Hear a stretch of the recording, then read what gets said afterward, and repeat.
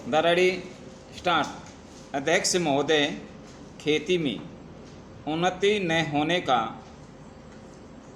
कारण क्या है? प्रश्नवाचक चिन्ह। उसका एक कारण यह है कि खेती से संबंधित जितने विभाग हैं उनमें आपस में मेल जोल नहीं है। विराम। खेती के लिए अच्छी खाद की ज़रूरत है, कोमा, पानी की ज़रूरत है, कोमा, औजारों की ज़रूरत है और धन की ज़रूरत है, विराम।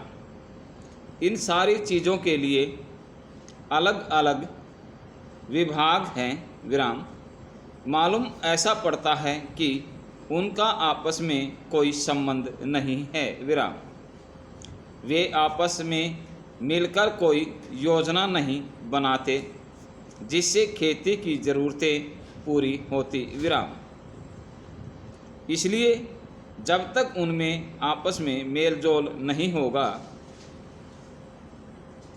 तब तक खेती की उन्नति नहीं हो सकती है, विराम। दूसरा कारण यह है कि योजना की बिल्कुल कमी है, विराम। इसके अलावा कृषि कॉलेजों से निकले हुए जो ग्रेजुएट होते हैं, जो खेती की बातों को जानते हैं, उनमें से एक भी आदमी खेती करने के लिए तैयार नहीं है, विराम। सभी प्रोफेसर बनने के लिए तैयार हैं, विराम। खेती के लिए कोई भी तैयार नहीं है, विराम। एक बात मैं माननीय मंत्री जी से विशेष रूप से कहना चाहता हूँ, विराम। अधिक उपज न होने का एक कारण यह है कि जो खेत में काम करते हैं वे उसके मालिक नहीं हैं, विराम। खेत किसी और का है और काम कोई और कर रहा है, विराम।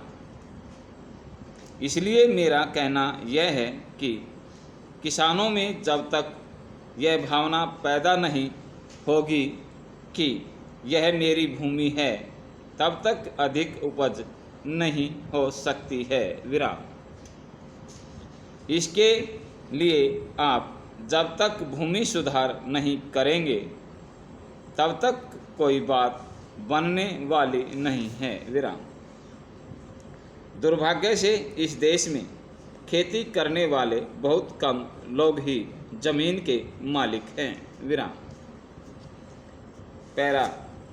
खेती की उन्नति के मूल आधार हैं पानी, कोमा, खाद, कोमा, बीज, धन, उपज का उचित दाम और भूमि सुधार, विराम। इन सब की ओर अगर कृषि मंत्रालय ध्यान नहीं देता है तो फिर कोई बात बनने वाली नहीं है, विराम। अब जहाँ तक पानी का संबंध है, हमारी सरकार को यह वादा करना चाहिए कि हम प्रत्येक खेत को पानी देंगे और हर आदमी को काम देंगे, विराम। सरकार का यह नारा होना चाहिए, विराम। ऐसी बात नहीं है कि सरकार ने धन नहीं लगाया, विराम, लेकिन उसने यह धन बड़े बांधों और बड़ी नहरों पर ही लगाया, विराम। समाप्त।